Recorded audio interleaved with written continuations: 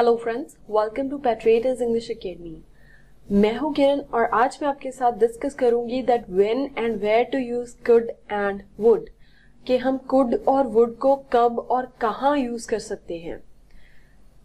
सबसे पहले हम देखेंगे कुड।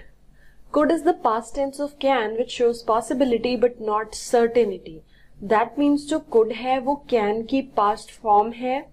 कुड हमें एक पॉसिबिलिटी बताता है कि कोई चीज जो है होने वाली है, लेकिन इसमें हमारे पास सर्टेनिटी नहीं होती। दैट मीन्स कि वो जो चीज होने वाली है वो श्योरली होगी या नहीं, इस चीज के बारे में हमें कुड नहीं बताता। It is a verb used to show ability. ये एक वर्ब है जो कि एबिलिटी बताता है। किसी चीज को हमें, किसी पर्सन को हमें परमिशन देनी है या किसी से परमिशन लेनी है, टू डिनोट पॉसिबिलिटी एटसेट्रा। इन सभी केसेस में हम कुड को यूज करते हैं। Could is equal to possibility plus ability. हम कुछ एग्जाम्पल्स ले लेते हैं, इससे आपको जो ये डेफिनेशन है अच्छे से समझ में आ जाएगी। The first one is I could run fast when I was in high school. अब देखिए, मैंने कहा कि could जो है वो can की past form है। फाइन, तो यहाँ पर इस सेंटेंस का मतलब ये है कि जब मैं हाई स्कूल में थी तब मैं तेज दौड़ सकती थी। अब दौड़ना एक एबिलिटी है। फाइन, ये सेंटेंस जो है एबिलिटी को शो कर रहा है।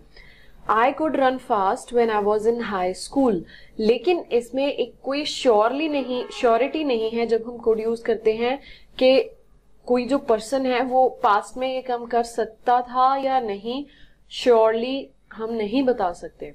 You could have gone for shopping if you had finished your work. अगर तुम अपना काम पूरा कर लेते तो तुम शॉपिंग के लिए जा सकते थे।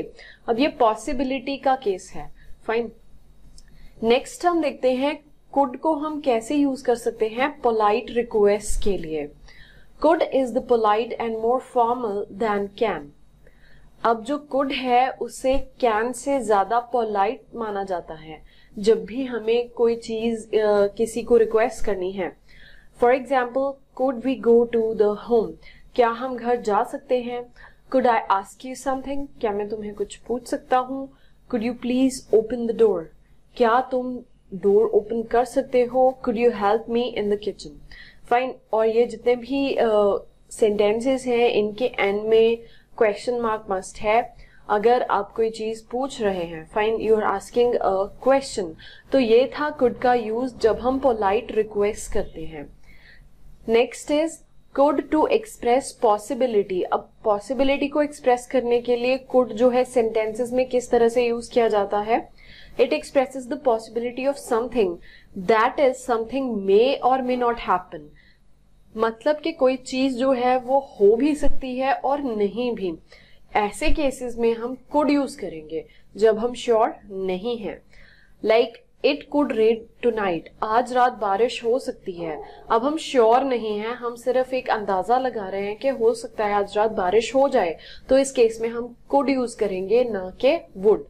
They could get late, वो लेट हो सकते हैं। The baby could fall from the chair, जो बच्चा है वो चेयर से नीचे गिर सकता है, हो सकता है ना भी गिरे।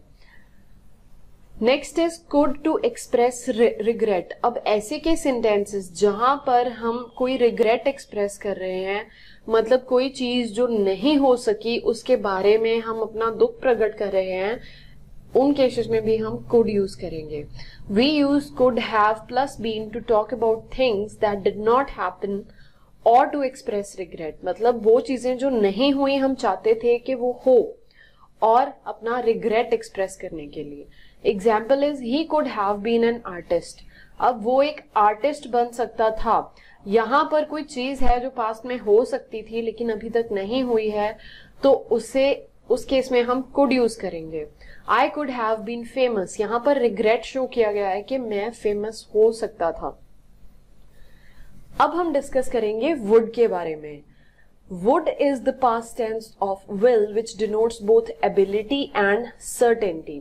देखिए, वुड और कुड को याद रखना काफी आसान है। कुड जो है वो कैन की पास्ट टेंस है और जो वुड है वो विल की पास्ट टेंस है। Fine, would is equal to definiteness plus desire. अब कुड में हम श्योर नहीं थे कि कोई चीज जिसके बारे में हम बात कर रहे हैं वो होगी या नहीं, लेकिन जब आप अपने सेंटेंस को बोल रहे हैं और उस टाइम पर आप श्योर हैं कि ये जो काम है वो होगा डेफिनेटली, तब हम वुड यूज करेंगे, ना कि कुड। एग्जाम्पल ले लेते हैं, I would run fast when I was in high school. जब मैं हाई स्कूल में था तब मैं तेज दौड़ता था। अब इस सेंटेंस में वो श्योरली कह रहा है कि मैं ये काम करता था। I would buy a big house if I had $1 million. अगर मेरे पास $1 million आ जाते तो मैं एक बड़ा हाउस जो है खरीदता। इसमें भी एक श्योरिटी है। Fine. Next is would to express future in the past. इसका मतलब ये है कि जब भी हम पास्ट में बात कर चुके हैं अपने फ्यूचर के बारे में, जैसे When I was young, I thought I would become an engineer. अब हम काफी बार ऐसे के सेंटेंसेस बोलते हैं, जैसे हम किसी पर्सन को कुछ बता रहे हैं कि जब मैं यंग था तब मैं सोचता था कि मैं इंजीनियर बनूंगा। पास्ट में फ्यूचर की बात की है, ऐसे केसेस में हम वुड यूज करेंगे। एक और एग्जाम्पल ले लेते हैं, When Radhika broke her leg, she thought she would never run again. अब राधिका की जो लेग है वो ब्रेक कर गई थी पास्ट में, और तब उसने ये सोचा कि मैं शायद कभी भी भाग नहीं पाऊंगी। They thought they would lose the match. उन्होंने सोचा कि वो मैच हार जाएंगे। Would is used to express future in the past. Would for permission. अब जब हमें परमिशन लेनी है तब हम कुड को यूज कर सकते हैं या फिर वुड को। एक छोटा सा डिफरेंस है जो कि काफी ज्यादा इंपॉर्टेंस भी नहीं रखता, लेकिन वुड जो है वो कुड से ज्यादा पोलाइट है। But you don't need to panic, अगर आप वुड और कुड को इंटरचेंजेबली भी यूज करते हैं then also there is no problem. लेकिन अगर आप वुड को ही यूज करेंगे पोलाइट रिक्वेस्ट के लिए तो वो ज्यादा बेहतर रहेगा। जैसे कि would you help me for a few minutes, क्या तुम थोड़ी देर के लिए मेरी मदद करोगे। Would you go for a movie with me, क्या तुम मेरे साथ मूवी पर चलोगे। वुड और कुड। अब देखिए, अब तक मैंने आपको वुड और कुड के बारे में बता दिया है इन डिटेल। मैंने ये कुछ एग्जाम्पल्स लिखी हैं जिससे आपको वुड और कुड का डिफरेंस जो है एक बार रिवाइज हो जाएगा। For example, if I were to go to a foreign country, I would choose Switzerland. अगर मुझे किसी फॉरेन कंट्री में जाना होता तो मैं स्विट्जरलैंड चूज करता। अब देखिए, दोनों सेंटेंसेस का मतलब वही है। फर्स्ट और सेकंड का डिफरेंस इसमें क्या है, फर्स्ट में हम श्योर हैं कि वो जो कंट्री है वो चूज करता स्विट्जरलैंड ही। फाइन। लेकिन सेकंड में वो श्योर नहीं है, हो सकता था कि वो कोई और कंट्री भी चूज कर लेता। Fine. I could go to the park tomorrow. इसमें श्योरिटी नहीं है, हो सकता है ना भी जाऊं पार्क में, हो सकता है चले जाऊं। जब श्योरिटी है तब हम वुड यूज करेंगे। फाइन।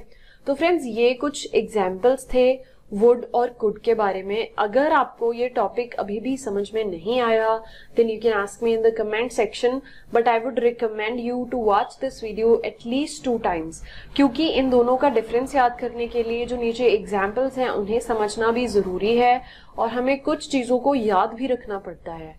सिर्फ समझने से ही हमें सारे जो ग्रामर के रूल्स होते हैं वो याद नहीं रहते।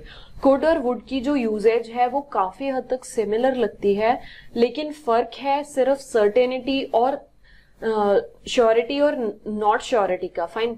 तो इन दोनों को आपको हमेशा याद रखना है। अगर आपको ये वीडियो अच्छी लगी हो तो प्लीज आप इसे लाइक और शेयर करना ना भूलें, और हमारे चैनल को सब्सक्राइब जरूर करें ताकि इस तरह के वीडियो के अपडेट्स आपको मिलते रहें। Thank you.